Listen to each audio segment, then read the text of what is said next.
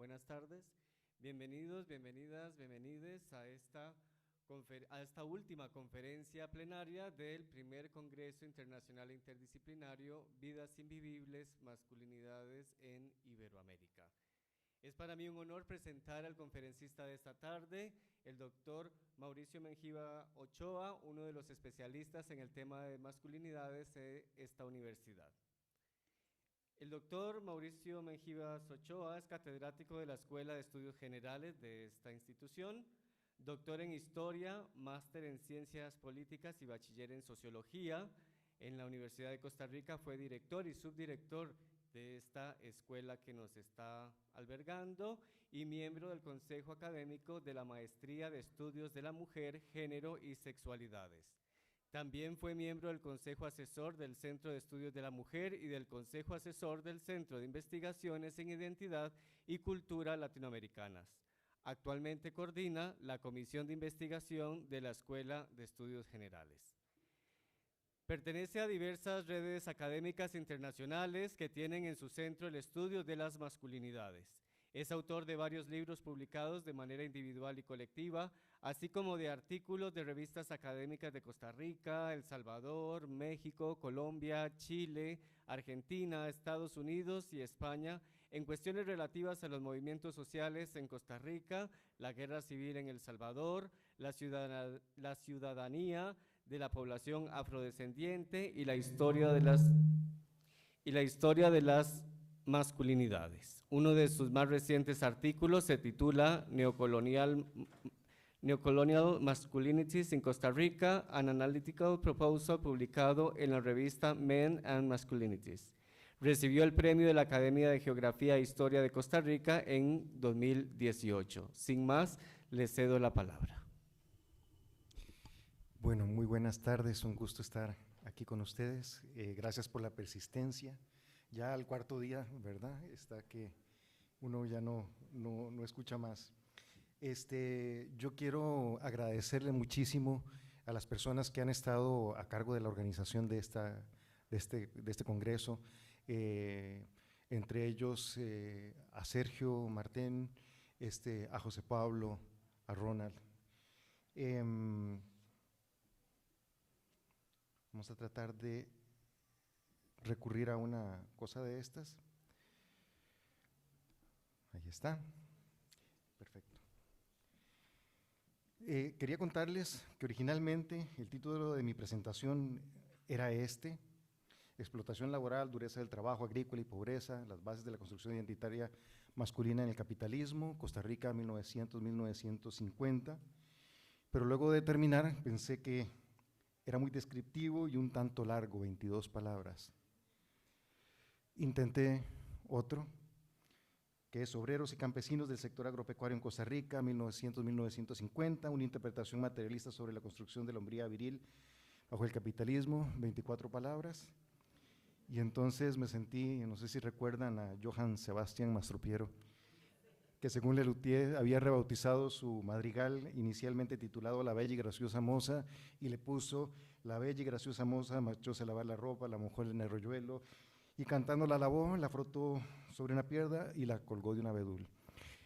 En todo caso, esa es la idea, yo creo que está entre los dos títulos. En fin, el objeto de mi presentación de hoy consiste en establecer una relación analítica entre explotación y pobreza, por una parte, y la construcción de la hombría de trabajadores en contextos de producción agropecuaria capitalista, por otra. De ahí que el centro de mi análisis consiste en intentar una interpretación materialista de la construcción de significados y prácticas de una forma específica de masculinidad, a la que he llamado hombría viril, como también han hecho otras personas.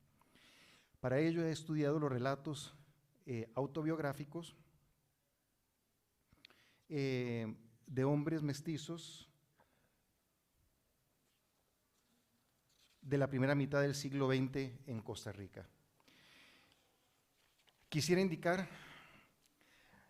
antes de una prenoción teórica que indique lo que entiendo por masculinidad, que el punto de partida de esta indagación es intentar construir el significado construido en la práctica por los sujetos sociales en su contexto de producción. Eso sí, resulta imposible no partir de algunos conceptos teóricos que den sentido a dichos significados. De aquí que mi estudio parte de varios niveles analíticos, si era el anterior, para explicar la conformación de esta forma, digamos, histórica, es una redundancia porque toda forma sería histórica, de ser hombre, y que será la que conduzca mi exposición. Algunos de estos conceptos han ido surgiendo en el proceso de revisión de las fuentes, y estos serían los diferentes niveles. Yo propondría 3. El nivel de las instancias sociales de carácter más general, y valga decir estructural, que se refiere a ciertas regularidades sociales, siempre afectadas por la acción social, pero que al mismo tiempo afectan y condicionan a los sujetos. Estas instancias son la división sexuada del mundo, la comunidad de productores y la explotación capitalista, las condiciones materiales de existencia, particularmente la pobreza y la conflictividad en los espacios laborales. El segundo nivel sería de carácter intermedio o instancias de mediación social, entre lo estructural y lo interpersonal. Son 2 instancias interrelacionadas, la de los espacios familiares y los espacios sociales en los que operan los mecanismos que apuntan las flechitas estas. Los espacios familiares y los espacios laborales, que dan como producto estos mecanismos más específicos mediante los cuales se construye la hombría. Y por último, el nivel de los sujetos particulares que son condicionados por las estructuras y al mismo tiempo recrean estructuras. Ahora sí corresponde hablarles de mis fuentes. Quisiera decir que mi investigación se centra en la Costa Rica de la primera mitad del siglo XX y que analiza la trayectoria de vida de 23 hombres mestizos que nacieron en diferentes provincias de Costa Rica entre 1912 y 1955. Estos tuvieron como común denominador que vivían en el Caribe costarricense al momento de producir sus relatos autobiográficos.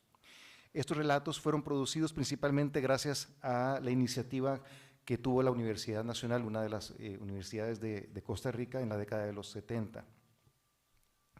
Quisiera decir que, bueno, que mi trabajo doctoral hizo un análisis de este, y a partir de este trabajo es que retomo el análisis tratando de hacer otra lectura. Mi mirada sobre estas fuentes se basa en el enfoque biográfico que tiene como su centro de análisis la historia de vida. Esto es, la manera que los individuos construyen y dan sentido a su propia existencia y en lo que esa vida nos dice sobre lo social, sobre la comunidad, sobre el grupo. Hay que decir que estos hombres durante su vida laboral trabajaron como asalariados en diferentes formas de producción agropecuarias, tales como fincas agrícolas regidas por la lógica de explotación capitalista y de subsistencia en diferentes espacios vinculados al sector agrícola y pecuario del Valle Central, en las haciendas ganaderas de Guanacaste, y algunos de ellos pudieron trabajar también en la United Fruit Company, tanto en la zona sur de Costa Rica como en el Caribe, en Limón. También debe indicarse que gran parte de su trayectoria laboral la trabajaron como obreros, como asalariados, y eso para mí es importante.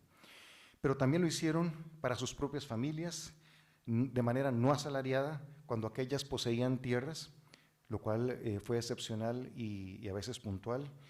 Y en términos de su ciclo vital, esto sucedió principalmente cuando eran niños, y algunos durante su adultez intentaron tener su propia tierra, ya fuera invadiendo fincas, es decir, teniéndolas en precario, que tenían dueños, o rompiendo montaña para reclamar un terreno baldío.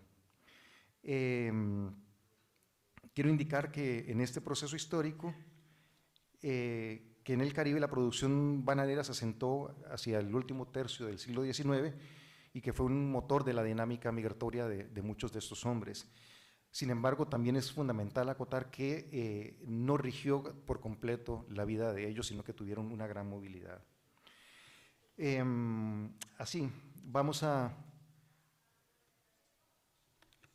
ahora al primer nivel de análisis propuesto, que es el de orden estructural, sobre la división sexuada del mundo del trabajo. aquí no voy a abundar muchísimo, es mucho lo que se ha escrito sobre esta línea, solo decir que en el conjunto de Costa Rica, a finales del siglo XIX y la primera mitad del siglo XX, existió una compleja y matizada panorámica en las relaciones de género. En esta, las mujeres de diferentes grupos étnicos jugaron importantes papeles productivos, tuvieron acceso a la tierra, a otras propiedades y desarrollaron importantes niveles de autonomía económica a partir de estrategias de trabajo independiente. Esto lo han trabajado mucho varias historiadoras acá, como Lara Putnam y Eugenia Rodríguez. En segundo lugar, que como tendencia en el periodo que he estudiado, puede entreverse un principio regulatorio según el cual el deber ser de los sujetos es dicotómico, incluso cuando las mujeres participan activamente en lo productivo. De aquí que exista una marcada división sexuada del mundo en general y del trabajo en particular. De esta suerte, la división sexual de trabajo no siempre fue monolítica, sino contradictoria y variopinta. En tercer lugar, y en esta óptica, que los principios de género, en el marco de las relaciones de producción y explotación capitalistas, contribuyeron a establecer identidades de género más bien tradicionales que rupturistas. El otro nivel estructural de la propuesta hace referencia a la comunidad de productores marcada por la explotación capitalista. Como ustedes saben, es un referente común en los estudios sobre hombres y masculinidades la idea que tiene la relevancia del trabajo en el proceso de conformación de la hombría, ¿no? Idea de la cual parto para el periodo que he estudiado. Yo debería formular lo dicho señalando que la virilidad a la que me referiré aquí es la hombría producida en condiciones de explotación capitalista, en el sector agropecuario y en este periodo que he indicado. Por tanto, la construcción de la categoría de trabajador en el capitalismo, en este contexto, es imposible separar de la categoría de hombría viril. En este sentido, hablamos de una fuerza de trabajo disciplinada desde una perspectiva capitalista y de género o patriarcal. Entonces, vamos a ir por partes. Debería decir que la idea vinculada con la comunidad de productores ha sido desarrollada por Zygmunt Bauman y resulta muy relevante para mi propuesta. Con esta denominación, Bauman se refiere a la primera forma de la sociedad moderna, la cual se basó en la formación de sus integrantes a partir de la necesidad de desempeñar el papel de productores. En ella, el trabajo cumple un papel clave en la movilización de las motivaciones individuales, la integración social y la reproducción de todo el sistema productivo. En esta sociedad, la ética de trabajo extendió su influencia más allá de la industria y el trabajo se constituyó en eje de la vida individual y del orden social, así como de la supervivencia del todo social. En el curso del siglo XIX, distintos sectores sociales y políticos se adhirieron a la misma religión del trabajo. La fe en el trabajo civilizador y liberador, ha señalado Gilles Lipovetsky, ocupa el centro del discurso social. La pereza es un crimen social que crea un peligro para el que se entrega a él y para la colectividad de la que es miembro. Así, un problema central de los pioneros de la modernización fue la necesidad de obligar a la gente a volcar su habilidad y su esfuerzo en el cumplimiento de tareas que otros le imponían y controlaban. El trabajo se construyó en un asunto de orden moral. En el caso costarricense, mencionaré un caso particular que tiene que ver con la política pública decimonónica a favor de la comunidad de productores que se vio plasmada en las leyes en contra de la vagancia. Uno de los objetivos fue fortalecer la integridad moral mediante la promoción del sometimiento al trabajo. La legislación de 1864 posicionó con mayor precisión que las leyes anteriores el reconocimiento estatal del ocio y el abandono del trabajo como dos de los problemas sociales que venían siendo asociados a la pobreza. Se encargó de estigmatizar al vago como un transgresor que viola el sistema de valores en la sociedad nacional. Y su estilo de vida y sus acciones se convirtieron en un mal ejemplo para quienes practicaban las buenas costumbres y cumplían con la ley. Ahora bien, es claro que lo que Bauman llama como comunidad de productores es imposible de ser comprendido si no es en el marco de la explotación capitalista. y que en los casos estudiados hacia el fines del siglo XIX, la ética de trabajo y la persecución de la vagancia y fomento de las buenas costumbres fueron utilizadas por las burguesías y sus estados como un mecanismo de compulsión al trabajo asalariado con el fin de apropiarse de la plusvalía. Pero también fue un disciplinamiento de la fuerza de trabajo masculina que, como procuraré mostrar, cruzó ética del trabajo con los valores de género vinculados a la hombría viril. Ética de trabajo, descampesinización y explotación no pueden ser vistas genéricamente neutrales. En esta dirección me voy a referir a algunos sujetos por sus nombres, por los nombres que tenían en sus relatos. El caso de Choncito, originario de Escazú, aquí en San José, es elocuente.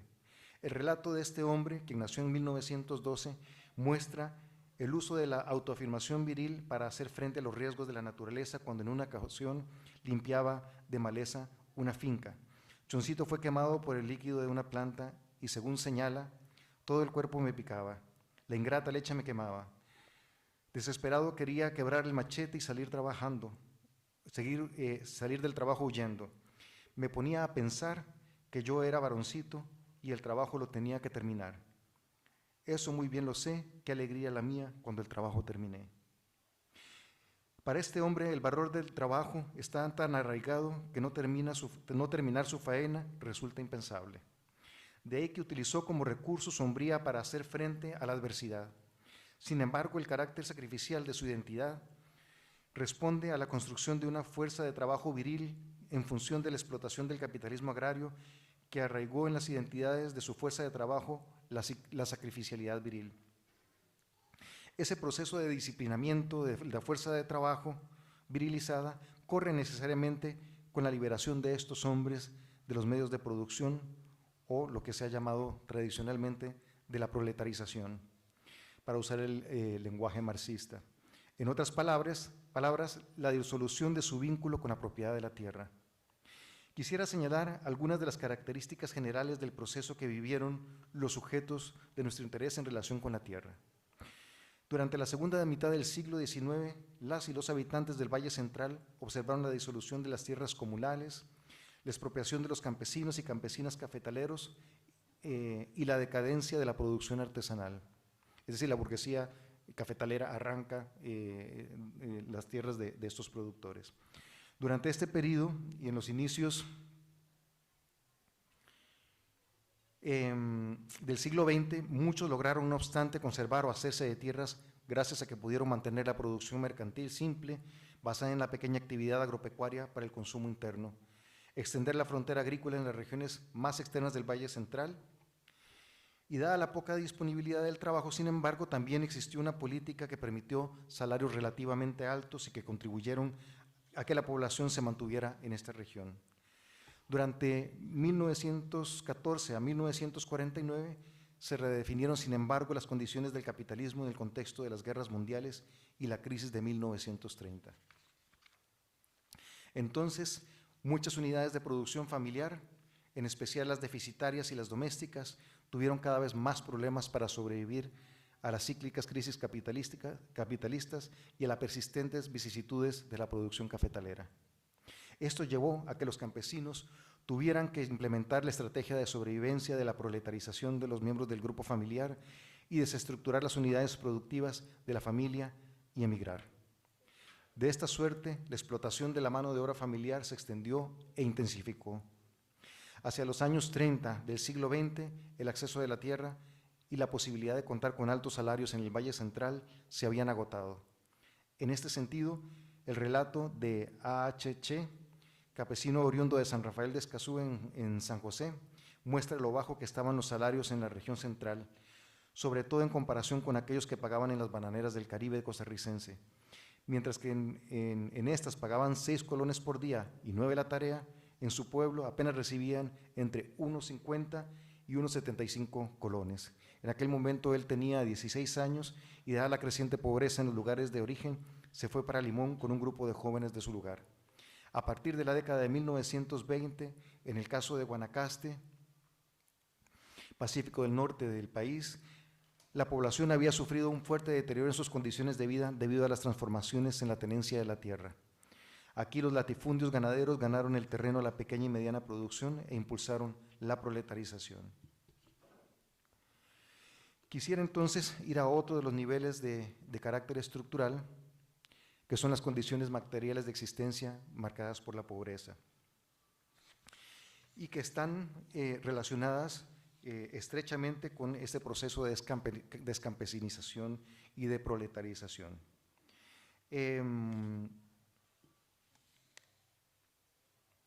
Explotación y pauperización también se pueden vincular analíticamente con la construcción de la virilidad, en tanto fueron un factor de compulsión de los sujetos desde su niñez al mundo del trabajo y a través del trabajo a la hombría. En otras palabras, este nivel me parece central para establecer las bases para comprender la relación que tienen las circunstancias materiales de vida y el trabajo capitalista por una parte y la construcción de la hombría viril por otra.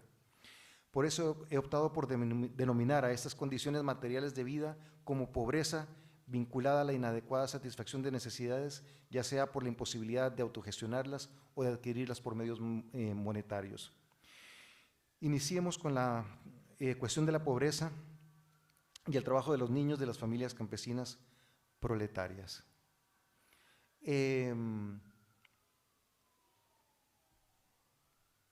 Voy tarde, entonces aquí están.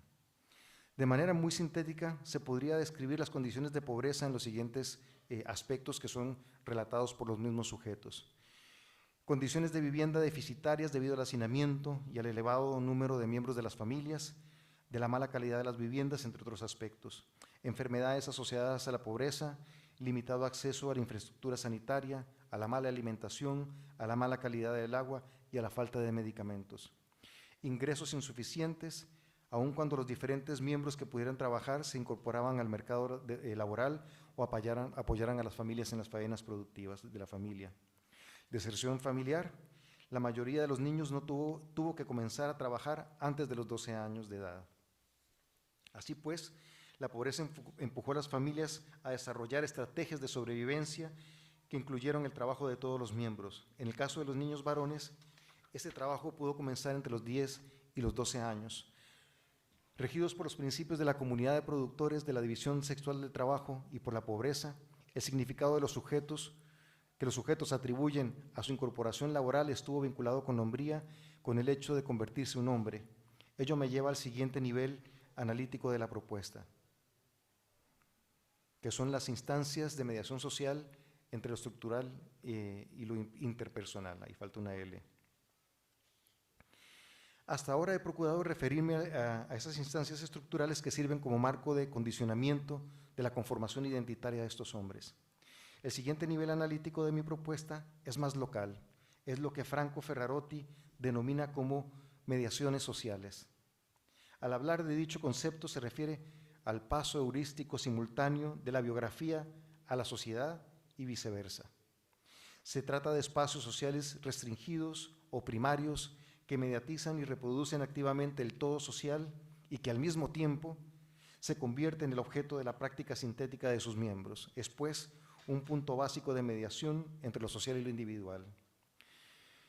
En nuestra indagación son dos los espacios de mediación social que en términos analíticos cobran pertinencia en el proceso de construcción de la hombría viril, la familia y los espacios laborales, que en realidad a veces no se pueden distinguir del todo. Son espacios inseparables en los que se desarrollaron las interacciones básicas de compulsión hacia el trabajo y en los que se construyeron significaciones de género asociados a la masculinidad. A lo largo de la vida de los hombres estudiados, familia y espacio laboral interactuaron constantemente. Durante la niñez, los miembros de la familia, padres, madres, abuelos, tíos, disciplinaron a los niños en el trabajo genéricamente asignado y trabajando se hicieron hombres. Durante la hombría, los espacios laborales contribuyeron a la producción y reproducción de los significados asociados a la virilidad. Quisiera referirme en términos teóricos a los mecanismos de construcción identitaria de la hombría viril para luego poner algunos ejemplos. Un elemento que a mi parecer es básico entre las familias obreras y campesinas agrícolas pauperizadas es el de las estrategias familiares de sobrevivencia. Fueron medidas desplegadas por las familias con el fin de sobrevivir y paliar las condiciones de pobreza en las que vivían. Una estrategia constante en los casos estudiados fue la compulsión de los niños, también de las niñas, al mundo del trabajo genéricamente asignado y marcado por la explotación capitalista en el agro. Un segundo mecanismo es el del proceso de introducción de los niños en el mundo del trabajo, lo que implicó que los niños fueran ocupando el lugar paterno, dentro de los principios de la división sexual del trabajo. Sucedió cuando los padres llevaron a sus hijos a colaborar con sus faenas, trabajando a la par suya. Por esta vía los niños se identificaron con un significado específico de ser hombre. Un tercer mecanismo es la homosocialización, que contribuye a entender la impronta de la participación de hombres distintos al padre, que jugaron un papel decisivo en la construcción de la identidad viril. En algunos casos, esta se produjo cuando los padres faltaron por alguna razón, ya fuera que estuvieran enfermos, que hubiesen migrado o abandonado a la familia. Una vez sucedido esto, los niños debieron ocupar de forma más patente aquel lugar vacío. Los ritos de institución, que es una operación de diferenciación con respecto a la niñez y que adquirió la forma de hitos viriles mediante los cuales los niños se convirtieron en hombres. Estos estuvieron fuertemente asociados al rendimiento laboral, así como la demostración y la medición con otros hombres. Quisiera dar algunos ejemplos. Pero antes quisiera decir algunos elementos que es importante de lo que aparece en los relatos. Las edades de paso de la hombría, o más bien estos son elementos que van a estar presentes. Los sujetos que intervinieron en el proceso, los ritos de institución que llevaron a paso de ser un medio peón a un peón completo. Peón se dice acá, no sé, en otros lugares, al obrero en este caso agrícola. Es decir, de medio obrero a obrero completo. En otras palabras, quisiera narrar la manera en que la pauperización llevó a la conformación de obreros agrícolas viriles en condiciones de explotación, exigencias sobre los cuerpos y modelación de los afectos. Así, en los relatos se observa que la edad de pasaje hacia la hombría, ya había dicho, no pasaba los 15 años de edad. A principios de siglo, esta edad correspondía a casi la mitad de la esperanza de vida al nacer, que era 31.8 años en 1900, que para 1940 alcanzó alrededor de 45 años. Esto sin duda debió variar entre grupos sociales, religiones y zonas. Según el Censo Agropecuario de 1955, el personal masculino ocupado en las fincas menor de 12 años representaba el 4.6% y que era menor de 18 años el 10%. Según Olfidio, que nació en el año de 1946 en Limón, su padre declaró a viva voz su intención de hacerlo hombre por medio del trabajo. Esther, había dicho Herminio a la madre de Olfidio, llevaré a Olfidio al bosque para que vea la montaña y desde ahora se haga hombre aprendiendo el trabajo. Al día siguiente, Olfidia contempló la montaña como un manto grande y verde que con 4 años de edad era una insignificancia en relación con el monstruo benigno que 4 hombres con machete en mano se enfrentaba sin darle tregua. En la narración romantizada de este rito de paso a la hombría, su padre jugó un papel clave como conductor de la experiencia de institución, junto a otros hombres. Aun cuando resulte difícil saber si efectivamente Olfidio tenía 4 años de edad, lo cierto es que para él era mucho más que una simple anécdota. GBE, que nació en 1942 en la provincia de San José, indica que a los 12 años él aún no era reconocida como un trabajador a pleno derecho. Nos narra, mi padre dice, yo no puedo mandarlo a la escuela, de por sí usted ya está bueno para que aprenda a trabajar, ya usted empunchado es medio peón. Desde 12 años empecé en agricultura de maíz, arroz, frijoles, obediente doméstico hasta los 21 años trabajé para mi papá. Otros relatos sugieren que los hombres otorgaban un enorme significado al hecho de convertirse en un peón completo, como parte del ritual de institución masculina. Mediante tal rito, los niños pasaban a pertenecer al gremio de los hombres ya instituidos. Es decir,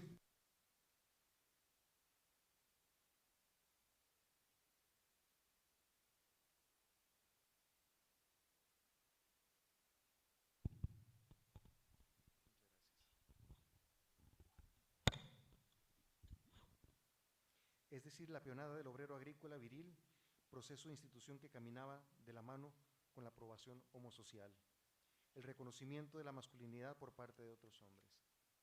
En esta dirección, el estatus de asalariado de sueldo completo fue un elemento significativo en la transición de la niñez a la hombría entre los hombres obreros agrícolas pauperizados. Y en este paso significativo era fundamental la demostración. Por una parte, se debía evidenciar la capacidad de rendimiento, es decir, que se contaba con un potencial de trabajo suficiente para ser explotado como un verdadero peón. Por otra parte, se debía recibir el reconocimiento de otro, que en el caso de RJ, que nació en 1924, había sido el patrón. Él relata: tendría unos 15 años cuando tomé una decisión que incomodó mucho a mi padre. Busqué trabajo con otro patrón. Comenzaba el gusanillo de la vanidad a perturbarme y, sacando de la duda un refuerzo, di rendimiento en la nueva peonada. Me resistí el primer sábado a recibir el salario completo. Alegué que esperaba un aumento, pero no tanto. Usted ha caminado con los peones y no puedo robarle. Estas palabras fueron dichas por don Rosendo y no las he olvidado nunca por significativas. Me graduaba, digámoslo así, como peón completo. En este caso, la homosocialización y la explotación laboral se combinaron para formar esta hombría viril. Don Rosendo posiblemente fuera el patrón, el dueño de la finca o el capataz. La negativa a recibir salario completo alude a la ética del trabajo de la sociedad de productores, que se expresa como pundonor masculino, y el explotador o sus enviados en depositarios de la facultad del reconocimiento viril. El relato anterior nos propone una pregunta sobre las razones por las cuales no todos recibían un salario completo. Quisiera traer a colación otros dos elementos, otros dos ejemplos en los que la explotación capitalista en el agro y la virilidad se intersecan. El primero es el rito de institución de Choncito, de 1912, que ya cité, en peón a través de un sistema de apropiación de plusvalía basado en la demostración del rendimiento, el sistema de carriles o surcos. Se trata de un sistema de alta competencia entre hombres, según el cual cada peón contaba con un carril dentro del terreno de la finca. Cada hombre debía de limpiar su propio carril y el reconocimiento salarial estaba en función de la rapidez con que se cumpliera la tarea. Él narra: en Guajira cumplí 15 años. En aquellos charralones empecé a trabajar con hombres muy campeones. Íbamos a chapear por cacautales. Había tantos animales, serpientes y avisperos, y todos esos chaperos me dejaban regado. Yo iba por media calle, ellos ya habían llegado, sudando como un mozo, yo iba todo furioso, se me quería salir el corazón, de repente un culebrero, era tanto el colerón que miedo no tenía. Lejos todavía no oía ningún chapero. Furioso seguí chapeando, estaba yo llorando y los chaperos regresando, 100 metros me faltaban, donde ellos habían llegado. No tenía cuerpo, no tenía fuerza. Nunca lo puedo olvidar, el día de que los peones yo pude emparejar. Ya conmigo no podían, no me podían revolcar, entonces yo gozaba, no tenía por qué llorar. Estas son las escrituras de ellos mismos, ¿verdad? El segundo ejemplo del cual tuve conocimiento en Nicaragua es el de la tarea, similar al de los relatos anteriores. La forma en que el mecanismo era puesto en práctica en las fincas de Rivas, de la familia Somoza, fue narrada por los trabajadores azucareros a Renato Artiles, quien participó en la Cruzada Nacional de Alfabetización desarrollada por los sandinistas en 1980. Según Artiles, en la finca Dolores de Santa Rita y Montelimar, la tarea consistía en la división del terreno en varios surcos, como en el caso de Guanacaste. Cada surco era asignado a un trabajador y el puntero o peón que terminaba en primer lugar recibía el mejor salario. Lo que nos aporta este nuevo relato es que este mecanismo de explotación apuntaba a que el puntero era el mejor de los trabajadores y por eso se buscaba que fuera un aliado del jefe de la cuadrilla, mismo que a su vez representaba los intereses de los dueños de la finca. El jefe de la cuadrilla asignaba cada mañana los distintos surcos a los trabajadores y otorgaba el que tenía mejores condiciones al puntero. Se trataba del terreno menos difícil, con menos zarza, con menos espina, y que por tanto daba al puntero mayor posibilidad de terminar en primer lugar y por tanto bajar los ingresos del resto de trabajadores. Esos recibían un monto menor al del puntero dependiendo del avance lineal alcanzado. El sistema de tarea maximizaba la extracción de plusvalía y generaba beneficios económicos extras para el puntero de la finca, producto de su alianza con los patrones, pero adicionalmente significaba réditos viriles. El puntero tenía la expectativa de gozar de la admiración de las mujeres en virtud de sus ingresos. También existía la expectativa de un reconocimiento viril por parte de otros hombres, quienes lo colocaban en una mayor jerarquía masculina. El puntero era el más huevón, el más pencón al machete. No obstante, en la lógica de la explotación y de la maximización de las ganancias, los punteros no eran vitalicios y podían ser desplazados por un mejor trabajador. La pérdida de lugar pudo estar asociada al exceso del trabajo que llevaba al desgaste del cuerpo del puntero de turno. La exigencia y el desgaste sobre aquel eran el producto de la necesidad del puntero por derrotar a los otros hombres, todos y cada uno de los días de trabajo. La presión por parte de los otros trabajadores era significativa en virtud de los beneficios económicos y viriles que devengaba el puesto.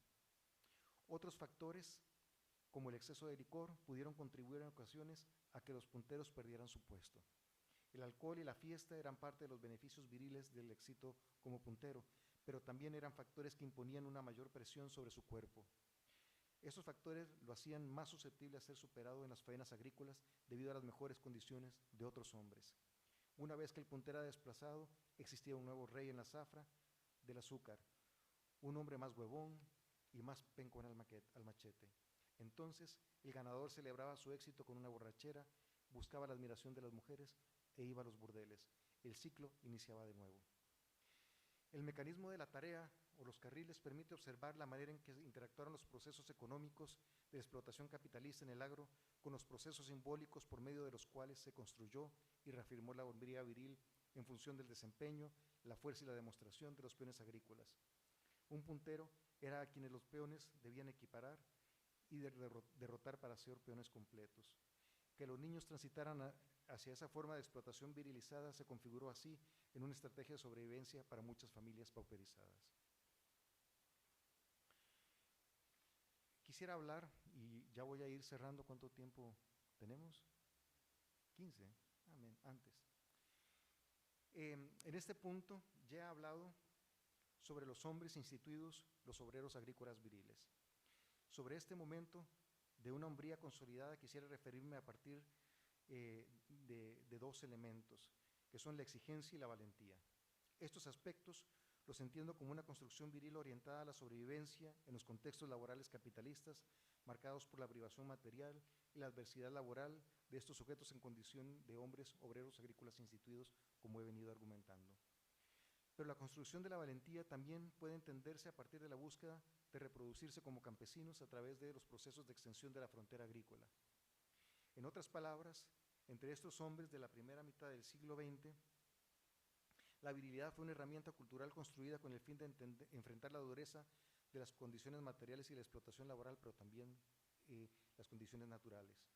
En esta dirección, y debido a los procesos de contención, y aquí quiero sacar a colación la mesa que estuvo en la mañana, que apuntó, digamos, a elementos comunes en textos narrativos, en películas, y resulta muy interesante traerlo a colación para mí. En esta dirección y debido a los procesos de concentración de la tierra y de liberación de la fuerza de trabajo de los medios de producción en Guanacaste, FJ, quien nació en 1916, debió migrar a Limón buscando nuevas oportunidades de trabajo. Antes lo hizo su padre, huyendo montaña adentro de la escasez de trabajo existente en Nicoya. El padre de FJ migró hacia la zona de Nosara, también en Guanacaste, en busca de tierra y medios de subsistencia. En este mismo periodo, igualmente sucedió con el padre de Choncito, que ya he citado en varias ocasiones, quien partió de Escazú, en San José, a Guapiles, en Limón. A partir de la década de 1920, aquel se construyó en un lugar de atracción de familias procedentes del Valle Central, buscando producir la tierra, ya fuera por medio de colonias agrícolas, ocupación de tierras baldías o extensión de la frontera agrícola. Cuando Choncito ya era mayor, hizo lo mismo que su padre. La situación de los hombres y sus familias en montaña adentro impuso severas condiciones de privación, dureza y exigencia sobre los cuerpos y las emociones. Según FJ, su padre cogió montaña adentro y machete en mano en busca de un lugar donde asentarse, y en su recorrido la naturaleza fue significada como un ente poderoso al que había que derrotar, a costa del propio cuerpo y de su hombría viril. elementos que tuvieron un papel fundamental en la expansión de la frontera agrícola, como ya he dicho. En la elaboración simbólica de estos hombres, las circunstancias naturales poseyeron especial trascendencia para la afirmación de su hombría y de su valentía. En tal dirección encontramos el testimonio de otro hombre con una alta carga emotiva de admiración hacia su padre y hacia quienes en aquella generación incursionaban en la hostil naturaleza de la zona de Guápiles. Él narra: cuando Línea Vieja era un rebaño de serpientes, terciopelo, tigres y de leones, cuando había 4 varones, pero de aquellos viejillos se amarraban los pantalones, mi papá era de esas condiciones. Ser un varón que se amarra pantalones, en el sentido utilizado por este hombre, fue una forma de significar la valentía y un recurso para enfrentar las condiciones de dureza material en este contexto. En una dirección similar, FJ, teniendo como referente identitario a su propio padre, significó la valentía viril de aquel hombre a partir del término macho. Ser muy macho se definía en su relato a partir de la confrontación de su padre con animales salvajes. Esta confrontación podría producirse cuerpo a cuerpo. Al respecto, este hombre narra: el campesino se daba fama de ser valiente, de no tener miedo a ningún animal, por más feroz que fuera. Hablando de campesinos valientes, el Tata del Mozo era uno de esos que decía que era muy macho por matar tigres y leones hasta con la cutacha. Los hijos de aquellos hombres fueron herederos de estas concepciones de hombría. En el caso de Choncito, la reafirmación identitaria no se produjo en el contexto de la montaña inexplorada, sino de terrenos ya previamente trabajados y cercanos a centros de población. Para él, el trabajo, que implicaba la manutención de su familia, continuó siendo un mecanismo de conformación de la hombría en el que estaba de por medio ser valiente.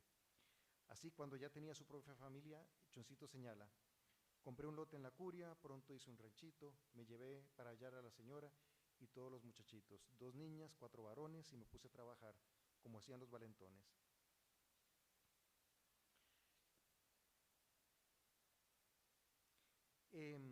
Otro hombre, RJ, sostenía la importancia que tiene no ser un pendejo, término utilizado en Costa Rica para calificar a quien es miedoso. Un pendejo es un miedoso.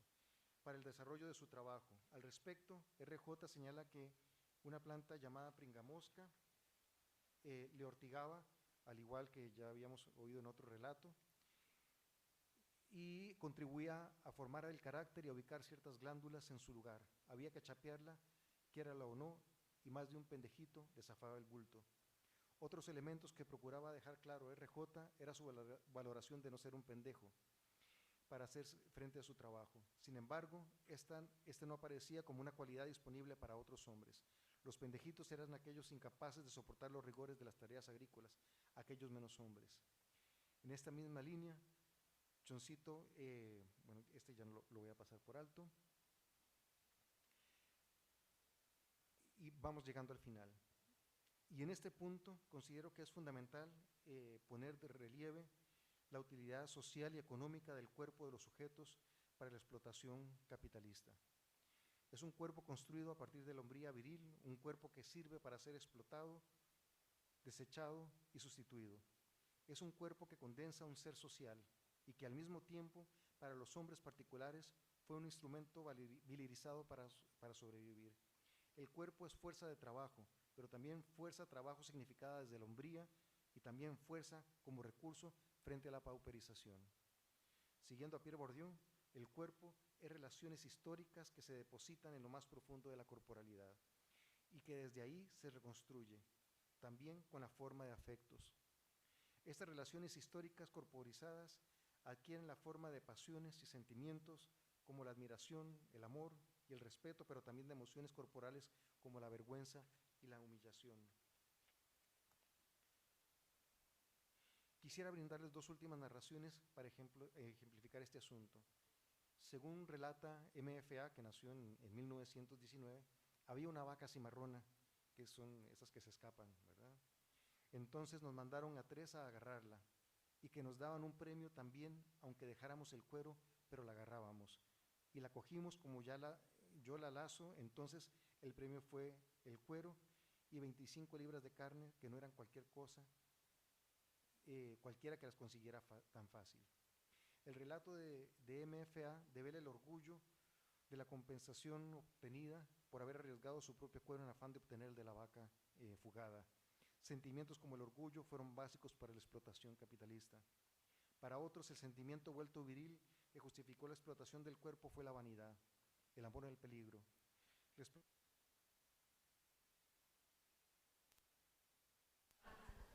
Estoy de acuerdo.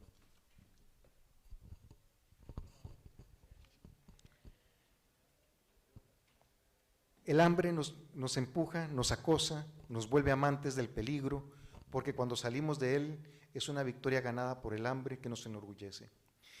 El proceso de construcción afectiva de la hombría viril también se desarrolló a partir de emociones corporales como la vergüenza, la humillación y el miedo. En este sentido, y como contrapunto de la valentía de otros hombres, nuestro ya conocido Choncito tenía al miedo como parte de su construcción identitaria. Él señala que si bien es cierto, todos los campesinos han sido valientes, ha habido algunos cobardes.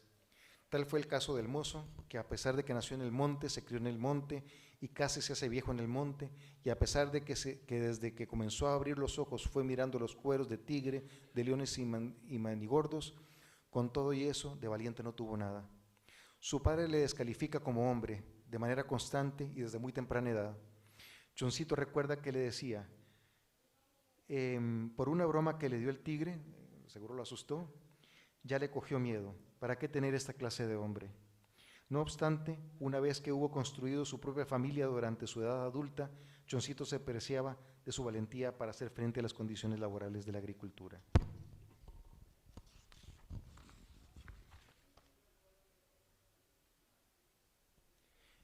Llego al final ahora sí.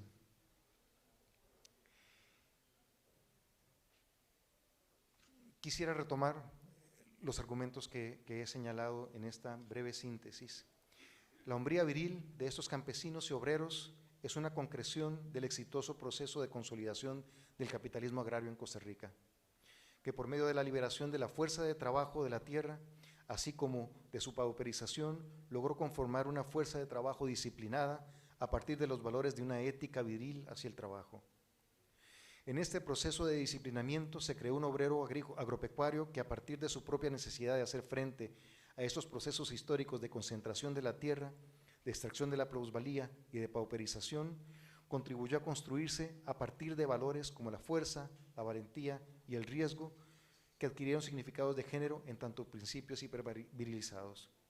En este contexto, en el cuerpo, o de manera más precisa, en las relaciones históricas de explotación corporizadas, la exigencia del trabajo constituyó pasiones, sentimientos y emociones corporales que no fueron otra cosa que la síntesis de la explotación capitalista misma, la división sexual del mundo y de la propia agencia de los sujetos en el contexto de sus instancias más inmediatas de sociabilidad.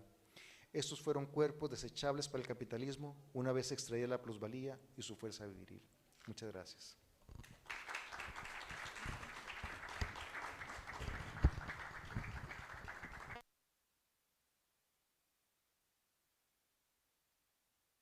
Muchísimas gracias al doctor Mauricio por esta ilustración, en primer lugar, de una de las insistencias de él a lo largo de todo este congreso, que es el hecho de considerar la explotación capitalista como una de esas variables que tenemos que tomar en cuenta cuando hagamos estudios interseccionales, al estudiar las masculinidades, las virilidades, la hombría, la utilidad de estos cuerpos sexuados como masculinos. También recordaba el hecho de, como mencionaste antes, en mitad, ya hacia el final de la conferencia, la relación con la mesa anterior y cómo se va construyendo justamente este hombre en oposición a la naturaleza, ese binomio de la modernidad, ¿no?, del antropocentrismo, que además es un tópico muy recurrente en la novela latinoamericana de esa época y que sirve en el ámbito social para ver cómo se manipula, cómo se incita al hombre a manipular, explotar el medio ambiente y resistir esa dureza, esa valentía de la que estabas hablando frente a un medio rural y bastante denso, boscoso en ese momento, en esas épocas de las que estás trabajando. sobre todo también el hecho de de la capacidad de rendimiento de estos hombres, la rapidez de la producción para cobrar salarios y por estas razones sigo pensando, estaba pensando a lo largo de de la conferencia en que aunque es otra época, siguen actuando en las personas que recolectan café, que trabajan en fincas actualmente, siguen funcionando algunas de estas estrategias. Del que más rápido, más salario, aunque se vea perjudicada su salud, se expongan a culebras, como decías ahí, al tigre. El tigre, aquí no hay tigres en Costa Rica, pero el tigre es el puma, es el jaguar, algún felino, ¿no? Y leones tampoco, pero ahí anda el león, por ahí anda el león, ¿no? Estos ritos perjudiciales y que incluso se asuma el alcoholismo como una marca de masculinidad. Bueno, en fin, muchas gracias por esta conferencia y abro el espacio para comentarios, preguntas.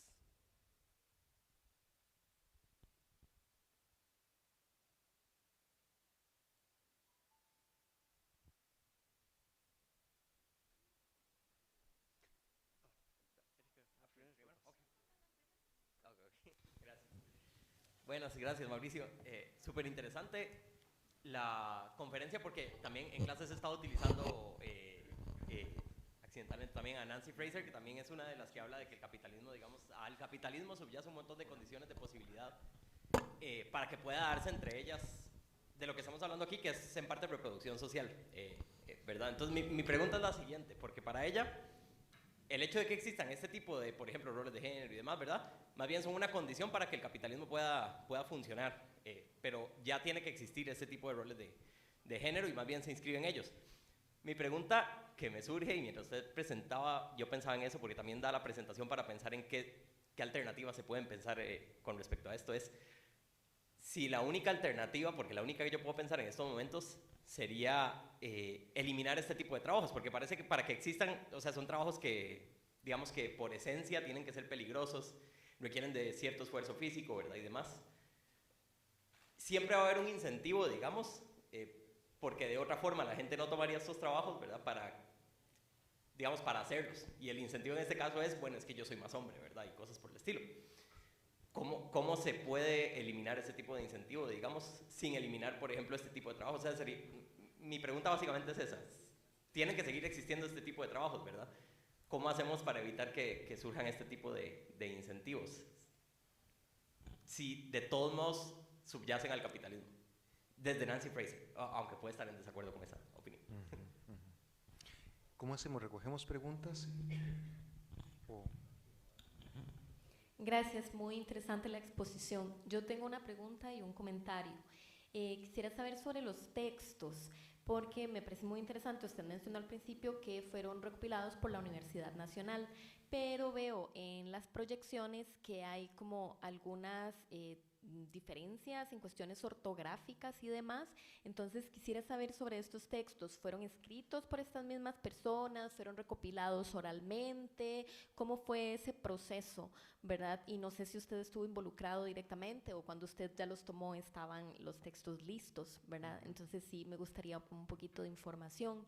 Y con respecto al comentario, me parece muy interesante, y ahora con lo que mencionó también el colega anteriormente, no solamente es el trabajo en el campo, porque mi familia no es del campo directamente, somos de Cartago, pero es un discurso muy similar al que tienen mis papás y mis tíos, y la mayoría de los hombres de cierta edad, ya adultos mayores que conozco, es como el trabajo dignifica, el trabajo es de hombres, hay que hacerlo a pesar del riesgo. Entonces es muy interesante como el trabajo, la fuerza, la explotación, la autoexplotación vinculada con esa idea de virilidad. Incluso ahora dicen, es que estos no son tan hombres en la época contemporánea porque no trabajan igual, porque quieren trabajar desde la casa, sentados frente a una computadora. Entonces es muy interesante cómo esa perspectiva, a pesar del tiempo, se ha sostenido en ciertos grupos sociales y masculinos. Gracias.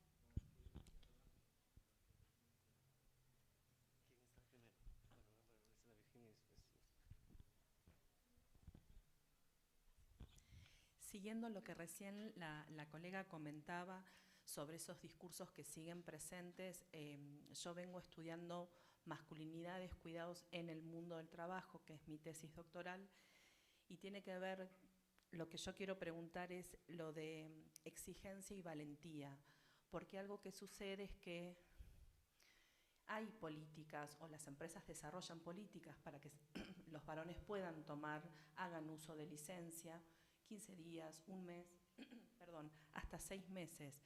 Lo que sucede es que los varones no se sienten que están habilitados. Aparece la jerga del chiste, te vas a ver Netflix durante 15 días, y cuando dicen que no pueden tomarlo, aducen a que no, el trabajo les demanda y no pueden, pero la mujer sí puede, ¿no? O sea, tomarse esa licencia. Entonces, es otro tiempo el que usted analiza y el mío, pero tal cual lo decía la colega, el discurso es el mismo, con otras palabras tal vez más ayornadas. Entonces, a mí me hacía mucho sentido y si podía ahondar en lo que es exigencia y valentía y disciplinamiento. Gracias.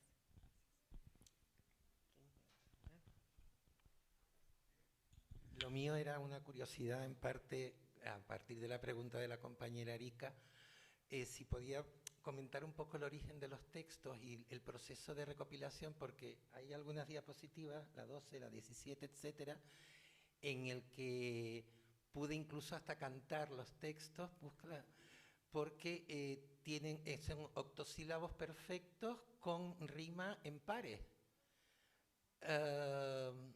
No, creo que era la 12, busca la 12, a ver. Pero se dan varios, hay rima interna en el... Entonces yo decía, no sé si era, y como en muchas ocasiones se utiliza el canto payés como parte de la memoria. A ver, mira, este mismo, por ejemplo, ¿no? Aquí lo tengo. Nunca lo puedo olvidar, el día que los peones yo pude emparejar, ya conmigo no me podían revolcar, entonces yo gozaba, no tenía por qué llorar. Esto es un romance perfecto y que es muy habitual en la tradición payesa. Esto lo estudia James cuando habla de las tradiciones de los campesinos en Asia como forma de ocultar el mensaje directo del capataz. Se utilizaba el canto, el canto de las plantaciones, etcétera, etcétera. Entonces tienes varias, y yo decía, esto es cantado, esto no es... y me gustaría que si podías profundizar o si sabes cómo fue el proceso de recopilación del material.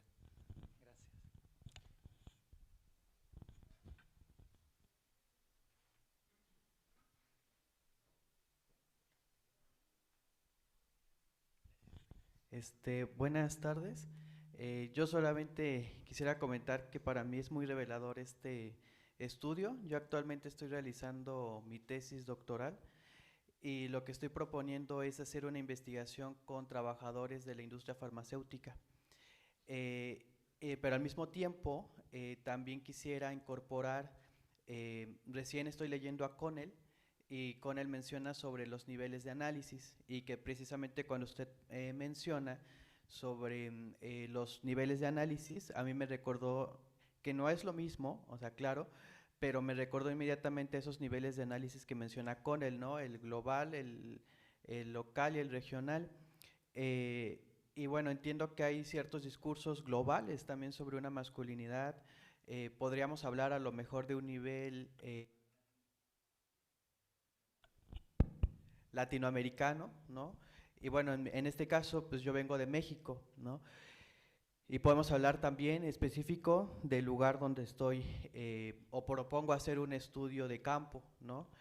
Pero de cierta forma no sé cómo incorporar, digamos, pues todos esos discursos globales, quizás latinoamericanos, locales, encontrar una relación entre todos esos discursos sobre la masculinidad y así.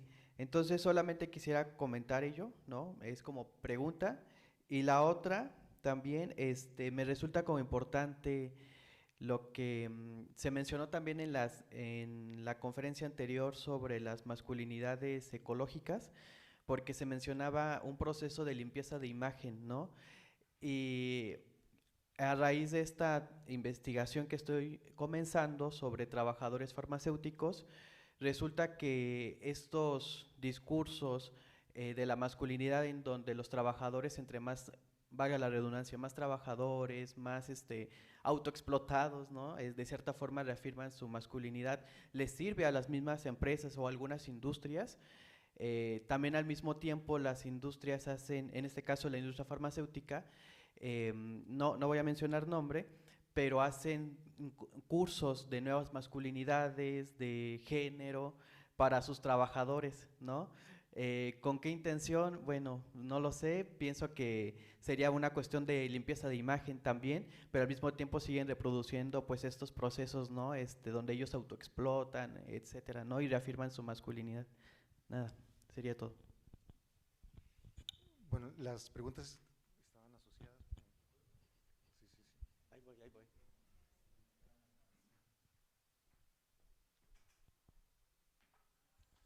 Muchas gracias. Breve.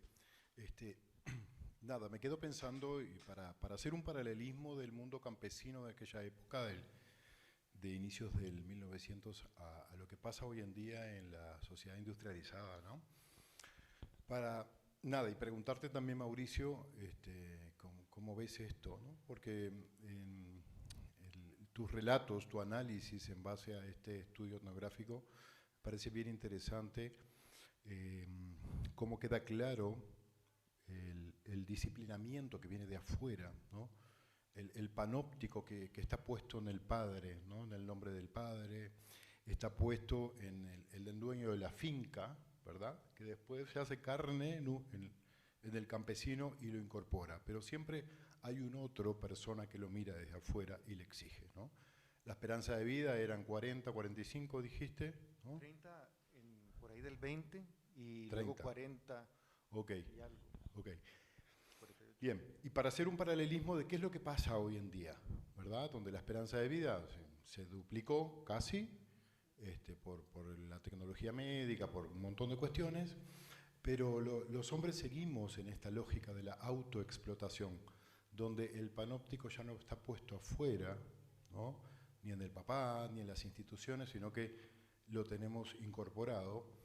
Y en esto que dice Byul-Chul Han de la autoexplotación, del autodisciplinamiento, donde por ahí estamos haciendo y reproduciendo exactamente lo mismo, ¿sí? Pero el poder, el padre está puesto dentro nuestro, ¿no? Es como que nos lo hicimos carne. Entonces, nada, me quedo pensando en cómo podemos avanzar y deconstruirnos como varones, más allá de este mandato del workaholic, que yo no estoy muy de acuerdo, que tiene que ver con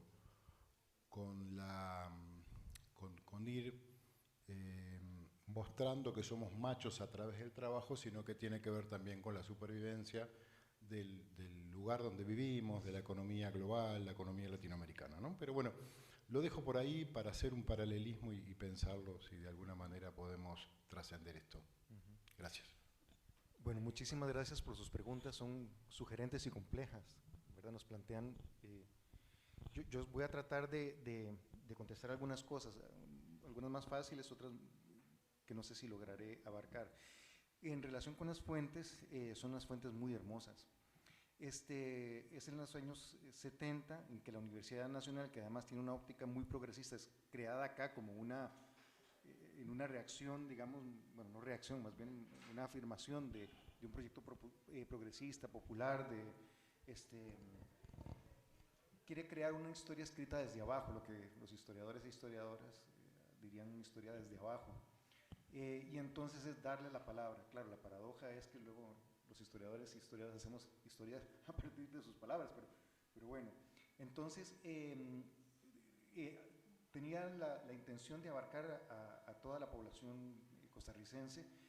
Hay autobiografías de indígenas, de pueblos indígenas y también de personas afrocostarricenses. Pero en el caso de ellos y ellas no funcionó muy bien porque terminaron siendo entrevistas, ¿verdad? Porque por el problema, por el asunto del lenguaje y de la escritura, hubo ahí algo que no fue transferible. Otra gente, sin embargo, yo escogí como les digo, 23, pero habían muchas más, porque tenían unos intereses particulares en ese momento. Pero en algunos casos, los mismos hombres, hay también de mujeres, que también es interesantísimo, escribían, y de ahí estas formas de escritura que ustedes habrán visto. En otros casos fueron dictadas a hijas, hijos que les ayudaron, porque ellos no sabían escribir, y son absolutamente heterogéneas. Ahí ya requeriría otro tipo de análisis. Hay unas que son cortísimas, ¿verdad?, que tienen 3 páginas, 4 páginas, y otras que tienen 20 páginas, 25 páginas. Entonces, son muy heterogéneas en este sentido. Y es gente que en mi caso, como vieron, nace a inicio del siglo hasta por ahí de la segunda mitad, inicios de la segunda mitad del siglo XX. Yo no tengo una explicación al respecto de esto, ¿verdad?, salvo que es una persona que efectivamente tenía alguna idea, alguna sensibilidad en torno a esta forma que usted señalaba. No tengo más respuestas. Y lo otro tiene que ver con, han expuesto una serie de preocupaciones que también son las mías, y yo debería de partir de mis supuestos teóricos, decirles que en este momento andaba empatinado con Pierre Bourdieu. Ahora suena muy mal porque la decolonialidad me exigiría ser más correcto, y sin embargo me parece fundamental, porque él habla de esta relación entre el campo como relaciones históricas y el habitus como la internalización de esas relaciones. Esa es la idea que subyace ahí, pero que también los seres humanos tenemos agencia. Algunos han criticado a Bourdieu en el sentido de que cree que solo hay una internalización, pero que los sujetos también crean y recrean sus condiciones. Y a mí me parece, a partir de esto, para vincularlo con las preguntas, que exigencia, valentía, es la forma en que los sujetos denominan, o una herramienta cultural virilizada con la que los sujetos tratan de hacer frente a las condiciones de vida del capitalismo, ¿verdad? Y que a la vez, digamos, es un intento, digamos, de resistir, pero a la vez es el triunfo del capitalismo. Eso es lo que a mí me parece. El capitalismo logra crear una fuerza de trabajo disciplinada.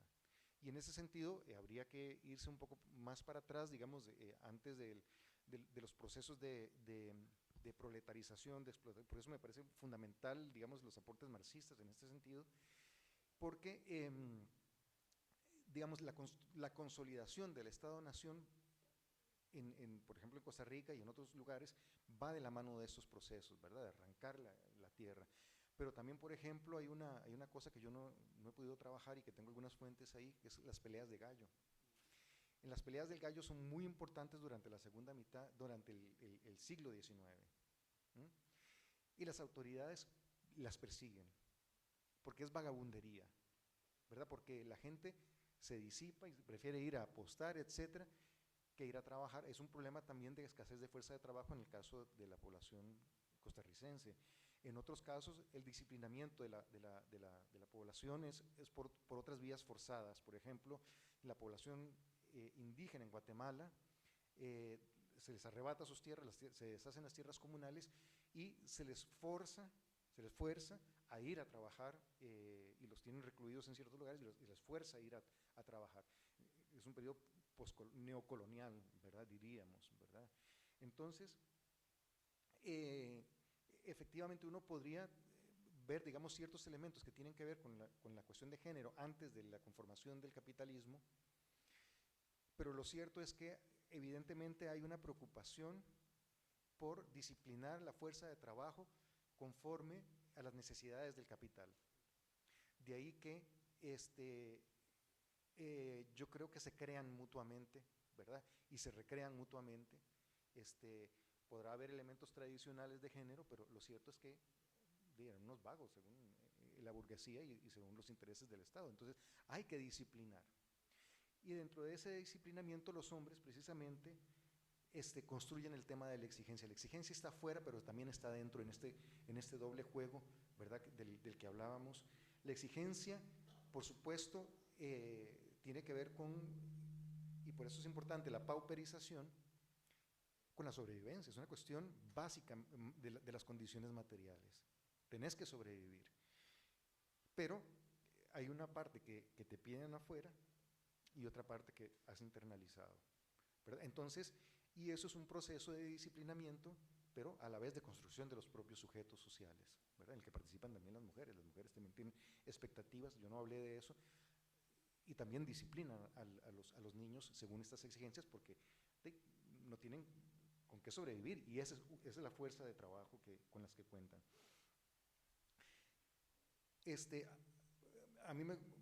Yo tengo un problema, los historiadores e historiadoras tenemos un problema porque hablamos de periodos, ¿verdad? Y entonces, ¿verdad?, donde delimitamos, ahí nos quedamos y nos cuesta hablar más allá. Entonces voy a hablar muy libremente y que el gremio me perdone.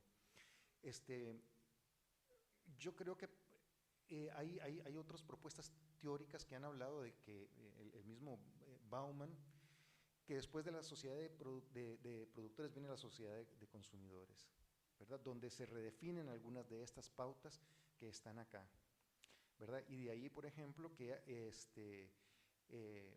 hay un trabajo muy interesante de un sociólogo costarricense que se llama Rodolfo Calderón, que habla que el tema de la delincuencia, que tiene que ver con el robo de la propiedad, es mucho más fácil entre quienes se han creado en esta sociedad, nueva sociedad de consumo, que entre los productores en la sociedad de consumo. Digamos, los viejos, ¿verdad?, como uno que se ha creado en esa sociedad, les cuesta muchísimo el tema de la delincuencia, ¿verdad? Ellos preferirían tener trabajo a tener que traspasar ese umbral.